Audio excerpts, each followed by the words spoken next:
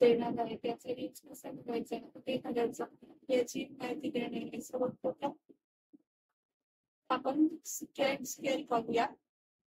स्केलचा उपयोग दाखवण्यासाठी आणि या स्केलचा उपयोग आपल्या कन्व्हिनियन्स साठी असतो.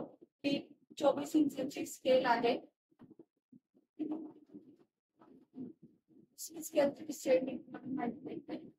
एल शेप स्केल आहे.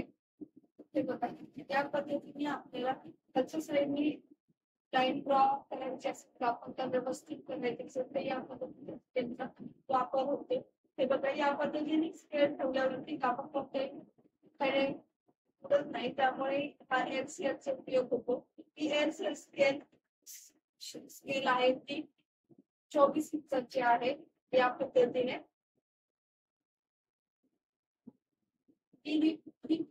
स्केल आहे. तिचा उपयोग आपण पॅन्ट कटिंग करण्यासाठी हिपचा आकार देण्यासाठी दिला जातो.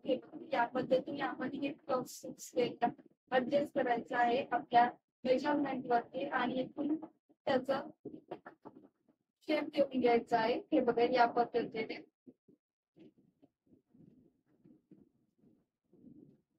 स्केलचा यूज केल्यानंतर शेपला आपल्या आकार व्यवस्थित येते फिटिंग व्यवस्थित येते म्हणून ह्या स्केल आपण यूज करायचे आहेत. यासाठी खूप जास्त बेनिफिट मिळतो आणि आपल्या एक कन्व्हिनियन्स साठी एक स्केल आहे. आपण जर छोटी स्केल यूज केली तर आपल्याला ती 2 वेळा स्केल मार्किंग करावी लागते त्याच्यामध्ये आपला टाइम खूप जातो. या पद्धतीने आपण एकाच वेळी आपण स्केलवर ठेवून ऍडजस्ट करून आपण मार्किंग करून घेऊ शकतो आणि फिटिंग पण व्यवस्थित येते.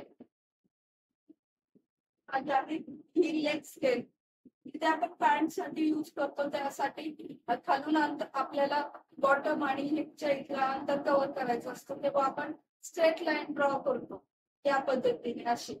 जर ही स्केलने ड्रॉ केली ना तर आपल्याला याचा शेप दिसून येतो. शेप दाखवतो काढून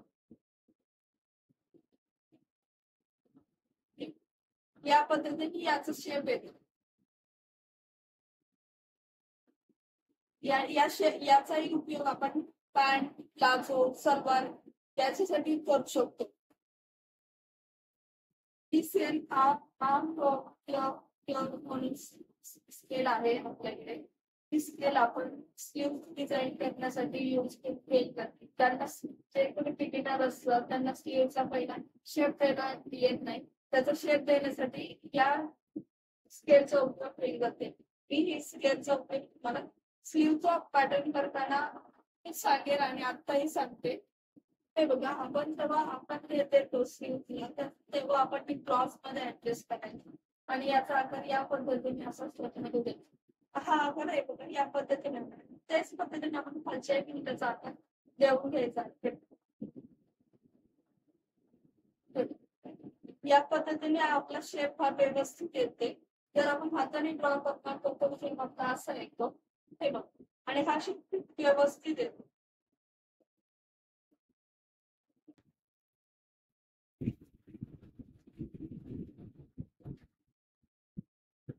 आपण याला हा शेप यूज करायचा आहे. हा शेप आपण इंड्याचा आकार देण्यासाठी गळ्याचा आकार देण्यासाठी पण यूज करू शकतो. आता मी तुम्हाला दाखवते गळ्याचा आकार देण्यासाठी. हे बघा गोल गळा करायचा असेल तर आपल्या या पट्टीला या पद्धतीने सेट करून ठेवायचं. हे बघ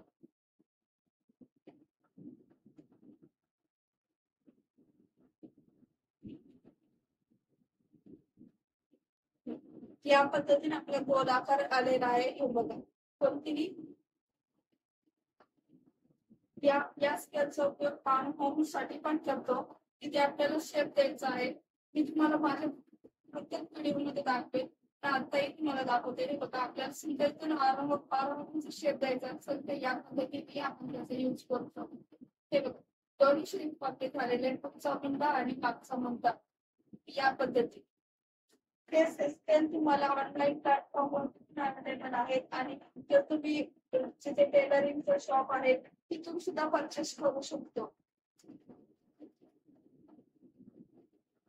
होती बघा, ती दोन्ही शेप्स मिळून आहे. ते मला मी जिथून ऑनलाईन शॉपिंग केली तिथून अवेलेबल झालेली आहे. ही स्केल आपली नॉर्मल स्केल असतात त्या स्केल मध्ये आहे.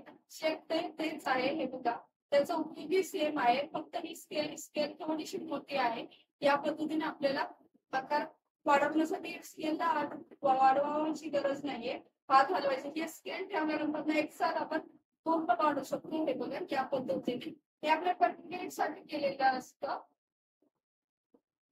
तर व्हिडिओ आवडला असेल तर व्हिडिओला लाईक करा, शेअर करा, सबस्क्राईब करा. थँक्यू.